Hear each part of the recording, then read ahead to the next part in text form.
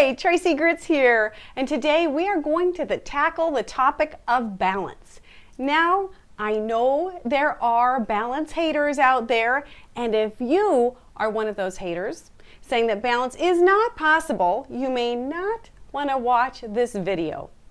Because I'm here to tell you that balance is possible, and not only is balance possible, but balance is delicious. So, stay tuned. Woohoo! I'm so excited! Yes!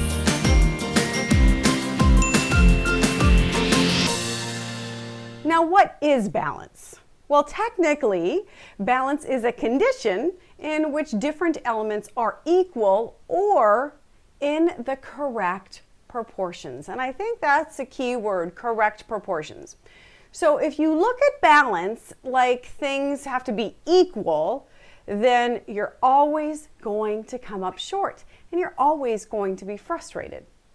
Because let's say you might work 8 hours a day, but then you sleep 7 hours a night, and then you have between the commutes maybe an hour in the commute, and then maybe 3 hours with a family. Now none of those are balanced, right? They're not all equal.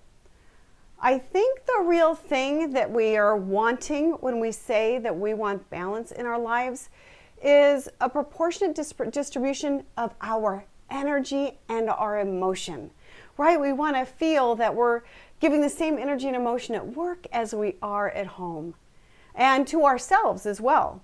But what happens is, often, is you may be giving more of yourself to work than you do to either yourself personally and or your family. Maybe you're giving your all at work, and then when you go home, you're wiped out and exhausted, and then you feel drained. And when you're doing those types of things, there is no balance, right?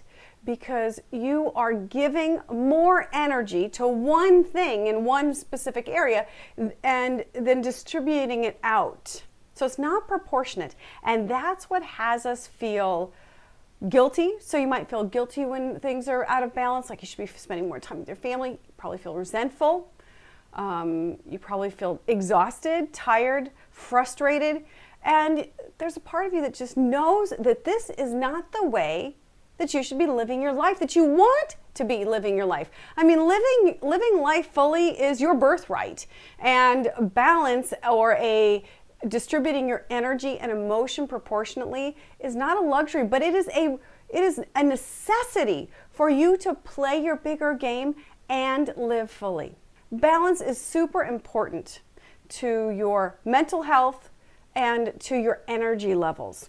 So what happens is we can't give what we don't have.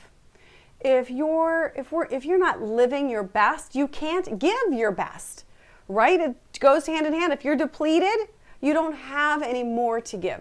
So I'm going to share with you here the 5 ways to deliberately create more balance in your life. Now, number 1 is to understand why you want balance and what that's going to feel like for you. Some people want more balance because they want more fun. So balance feels fun to them because they're not doing any fun things. Some people want more balance because they want to feel more connected to their family, maybe to their husband, to their significant other, to their kids. So that's what balance means. The balance looks like and feels like more connection. So what does balance look and feel like to you? Now, the second way to add balance into your life is to be crystal clear on what balance looks like for you. What does success look like with balance? Clarity is the foundation to success. And if you can't imagine what you want, if you can't be clear on what you want, you can't have it. So if right now for you, balance looks like doing one fun thing a month or taking a full vacation a year, then that's what balance looks like. You want to get really clear on what balance looks like for you. Is it shutting your phone off between 6 and 8, right? Who knows? Whatever your idea is. And the third way to start adding more balance into your life is to get on the no train. Yes, get on that no train. Start saying no to everything that is not in alignment with your priorities or your goals. And if you want some help on how to say no, I've put a link to one of my videos called How to Say No with Finesse.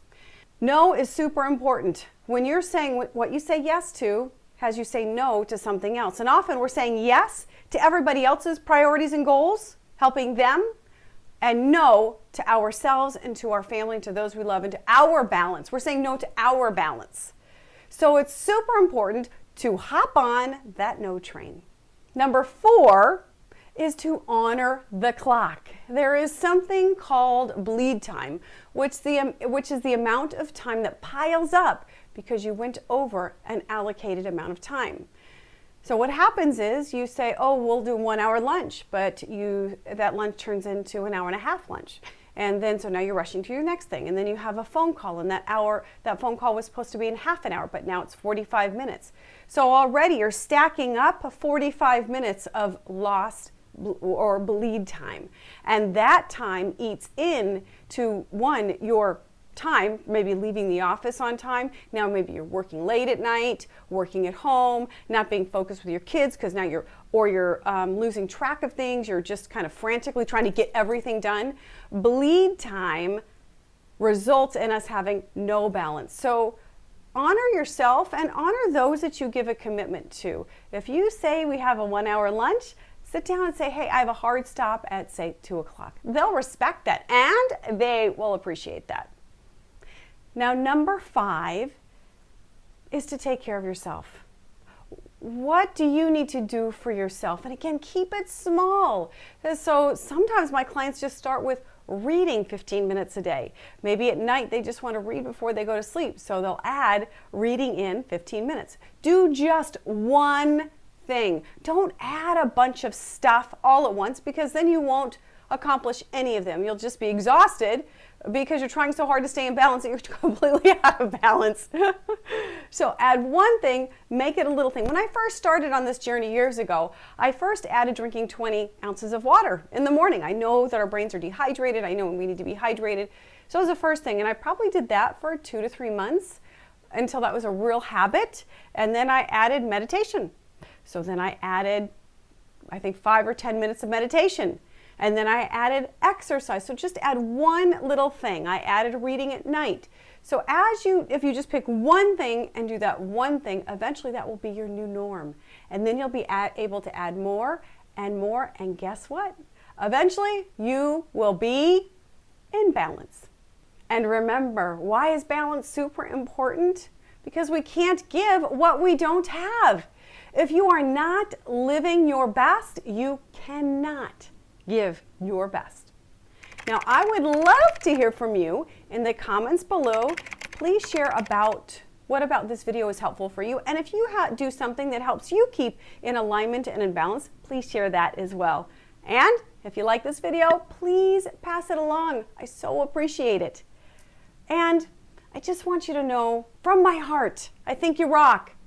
What you do and who you are matters in a big way. And I am so grateful for your time here today. Thank you so much, and until next time, bye-bye.